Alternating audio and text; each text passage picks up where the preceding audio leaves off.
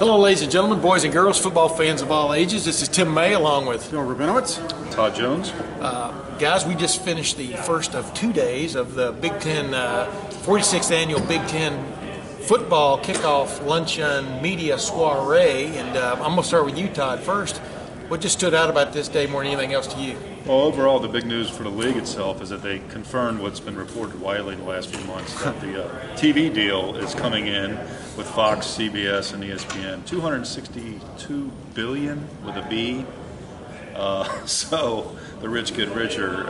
If you're the Big Ten and if you're a member school, obviously you're loving it. I think your revenue is going to go from like each school $34 million to $51 million.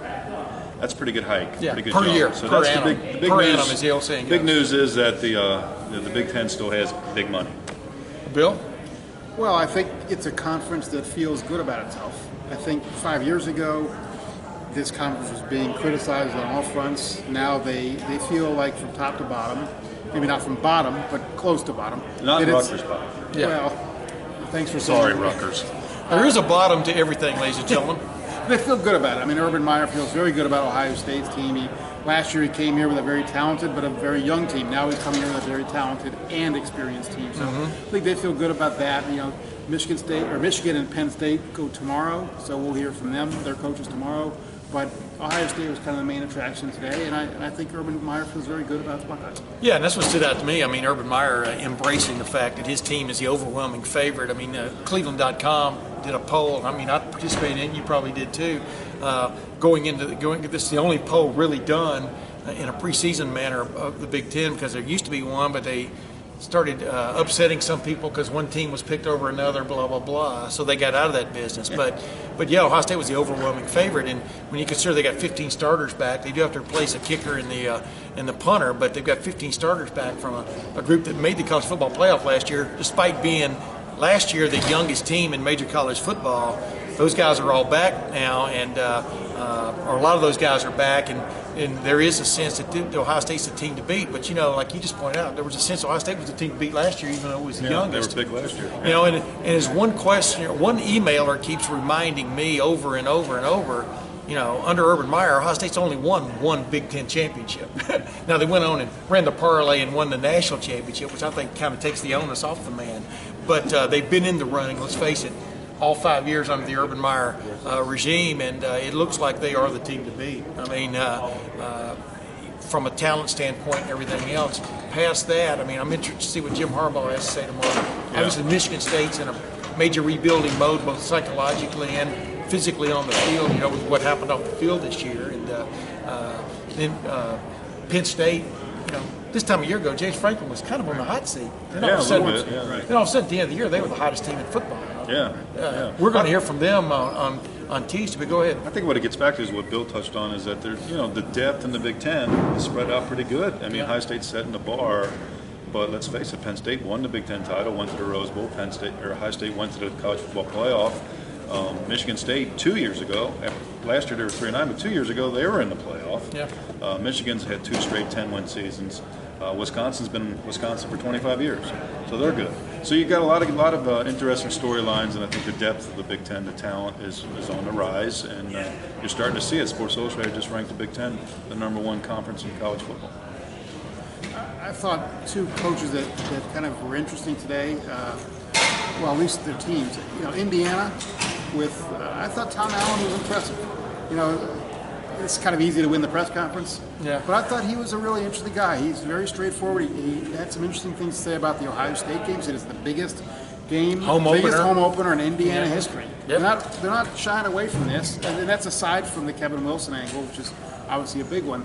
And I think Maryland is a team, they were completely outclassed by Ohio State last year. They didn't have the lines to compete. But he's building a program. They got the Under Armour money. They're starting that. They've got a new facility. They recruited very well this past year. If you're talking about a team that's, you know, 2-3 years from now could be a surprise. If you're looking for a good metaphor, at Maryland, they took Cole Fieldhouse, the old basketball arena, and turned it into a football Well, when we were there, last Right. year, remember, for the game, I mean, I was just trying to figure out, because they were keeping the shell, Right.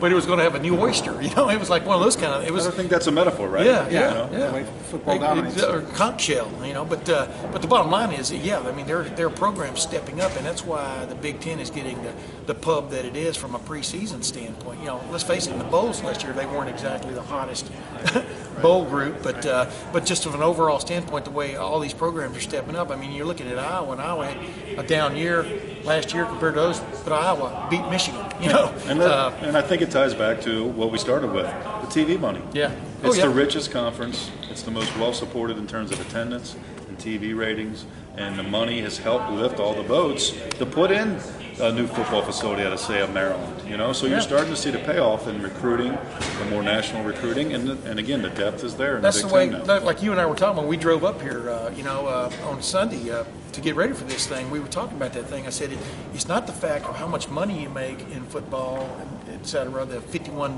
million payoff, whatever, from the Big Ten Network, et cetera. It's what do you do with it? How do you spend it?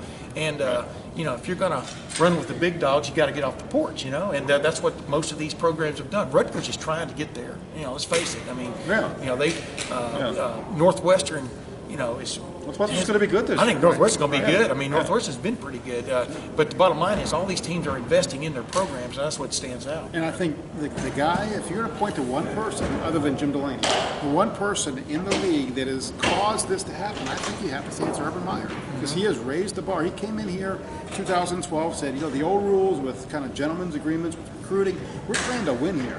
And if you don't, we're going to be up here. We're here now. We're going to be up here. If you want to play with us, you better get to there also. Well, it's like we were talking about the Big Ten Network a while ago, and it's going into its 10th year, and like Bill just pointed out, you can have the greatest network in the world, but you got to have something people want to watch. Ohio State, I think Urban Meyer, Ohio State was pretty good before Urban Meyer showed up, but what Urban Meyer has brought, the pizzazz factor to it, and like you said, of the peer pressure aspect of it, of catch up or fall behind. Get up or get out. Right. That's exactly what these guys are doing. That's why Michigan hired Jim Harbaugh. Yeah. Right? Oh, so, yeah. I mean, it raises all the other ships. If you want to play and you're going to try to keep up, then you're going to have to spend. And now there is money to spend.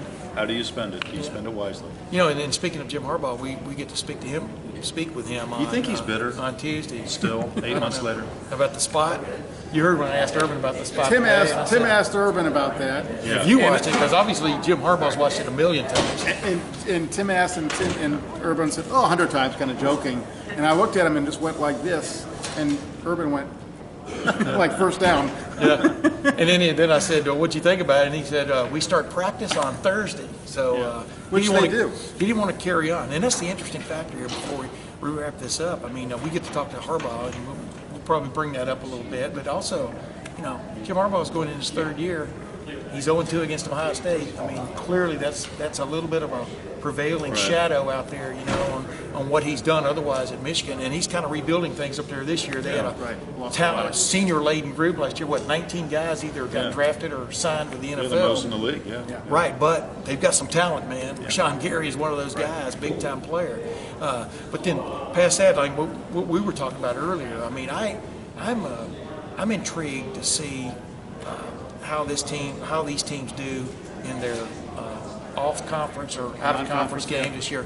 Not the least of which is Ohio State's schedule with Oklahoma. I mean, I think that's kind of set the bar because Oklahoma's going through its own coaching change situation, which is interesting. But those to keep that level where everybody thinks the Big Ten is, it's a quick rise and a quick fall in this day and age. Right. Yeah, and you're going to have those are the type of games that the years that the Big Ten was down a bit, and not only were they losing some bowl games, but they were losing the games earlier in the year. The September games that are on TV, non-conference. I mean, games. Maryland opens at Texas. Right. Remember last year Wisconsin beat LSU. Yeah. That was huge. Yes. And last year Nebraska beat Oregon. Of course, Oregon had a down year, but Oregon's coming in as a team that was on the rise the last several years. Right. You got to get those type of wins, and the league has been getting those. It's funny though how the judgment changes.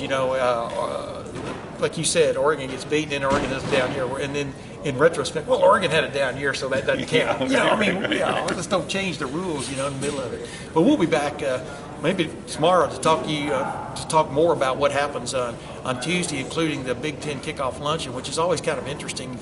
if you get a chance to see the highlights from it, where the coaches kind of get interviewed in front of a huge crowd, and a lot of, Jim Harbaugh sat there with his cap on last year. It was a really interesting situation. You think he's going to do something tomorrow, like just something to get the tension off the fact that he's going to talk about his football team? That's what happens, right? Took his team to Rome this year. There's talk he's going to take his team to Paris and Normandy next year. I heard the moon. In the spring. Moon is next. Yeah, I mean, Mars can't be far out there. But, until then, this is Tim May. Bill Rabinowitz. Todd Jones. We'll talk to you later.